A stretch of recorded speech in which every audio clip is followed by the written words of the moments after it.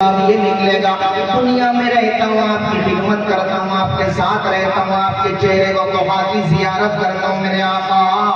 مجھے جنت بھی چاہیے تو جنت میں آپ کا پڑوس چاہیے یہاں بھی آپ کا غلام بن کے رہا وہاں بھی آپ کا خادم بن کے رہنا چاہتا ہوں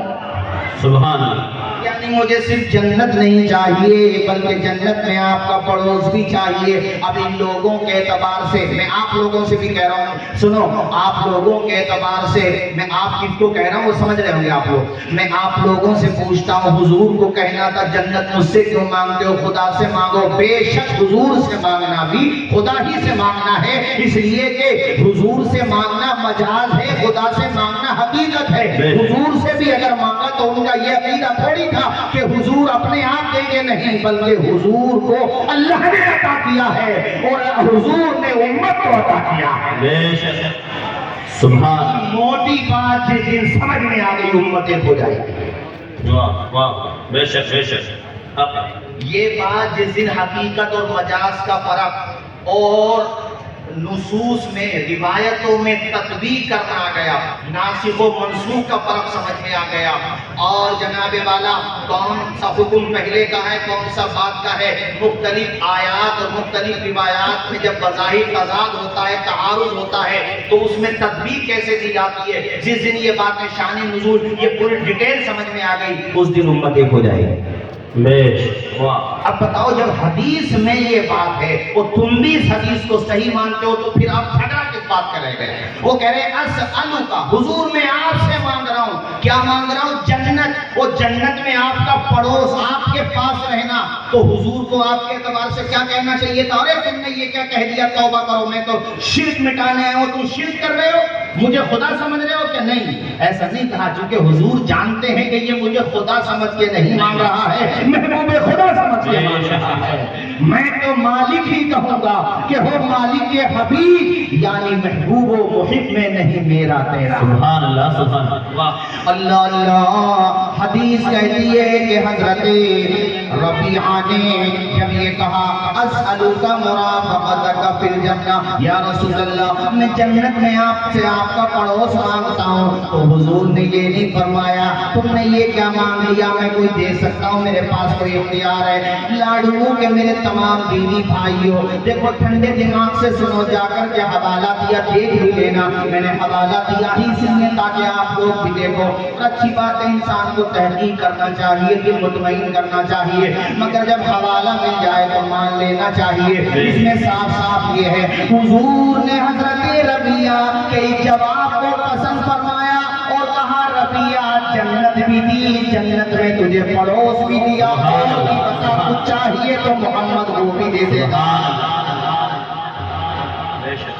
او غیر ذالک چل یہ تو تیری مانگ ہم نے مان لی اور بھی بتا وہ میں نے شعر پڑھا تھا نا تو اس میں مجھے یہ حدیث یاد آ گئی وہ شعر میں پڑھ رہا تھا آپ سن لیجیے ہم فقیروں کو ایسا ولی چاہیے ذرا بولتے رہو یار کیا آپ لوگوں کو بات سمجھ آ رہی ہے ہم فقیروں کو ایسا ولی چاہیے ہم فقیروں کو ایسا ولی چاہیے بھیگ دے اور کہے اور کیا ربیعہ تجھے جنت دی اور کیا چاہیے اب تو سمجھ آ گئی بات ربیعہ تجھے جنت دی اور کیا چاہیے اور سے بولو اور میرے کریم سے گر قطرہ کسی نے مانگا دریا بہا دیے ہیں دربے بہتے سبحان اللہ ہم فقیروں کو ایسا ولی چاہیے بھیگ دے اور کہے اور کیا چاہیے کون دیتا ہے دینے کو چاہیے کون دیتا دیکھو ہماری جھومنے لگی جب دینے کو چاہیے دیتا ہے دینے کو چاہیے دینے والا ہے سچا ہمارا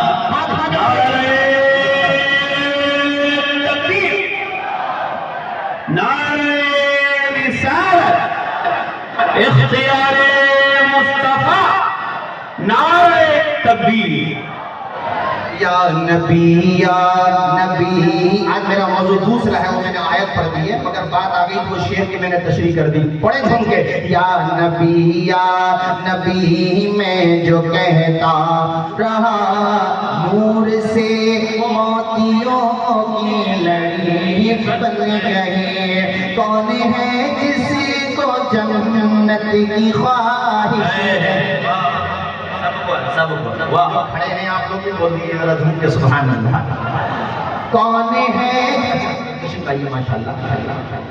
ہمارے بزرگ عالم دین. ہاں کچھ کرسی منگا دیجیے، طبیعت کی ناساز ہے اور شفقت ہے، محبت ہے. ہمارے قاضی شہر سید محمد علی صاحب اللہ تعالیٰ صحت و سلامتی عطا فرمائے اور حضرت کا سایہ دراز فرمائے. آپ کرسی آئیے، کرسی پہ بیٹھ جائیے. آپ تشریف لائے. باسنی میں ایک طویل عرصے سے حضرت خدمت انجام دے رہے ہیں ماشاءاللہ، اور آپ کی بستی کی ایک ذمہ دار باعمل شخصیت کی تشریف رکھی ہوئے. پڑھیے جھوم کے ذرا ایک مرتبہ سبحان اللہ، سبحان اللہ، اور جھوم کے پڑھیے سبحان اللہ. یا نبی میں جو کہتا رہا نور سے موتیوں کی لڑی بن گئی، کون ہے جس کو جنت کی خواہش نہیں؟ یہ بھی تسلیم کے ہے وہ کتنی ہنسی. کون ہے جس کو جنت کی خواہش نہیں؟ یہ بھی تسلیم کے ہے وہ کتنی ہنسی. حسن جنت کو جب بھی سمیٹا گیا، جنت کو جب بھی سمیٹا گیا، مصطفیٰ کے شہر کی گلی بن گئی. یا نبی میں جو کہتا رہا یا نبی میں جو کہتا رہا نور سے موتیوں کی لڑی. اور آپ کے لیے شعر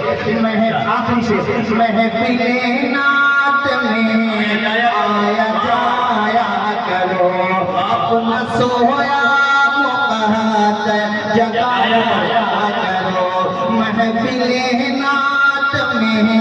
آیا جایا کرو، اپنا سویا مقہد جگایا کرو. محفل نعت میں آ کے بیٹھے جو ان کی بگڑی ہوئی بات بھی بن گئی. یا نبی میں جو کہتا رہا. پڑھے جھوم کے ذرا بلند آواز سے لا الہ الا اللہ، زور سے پڑھے لا الہ الا اللہ محمد رسول اللہ.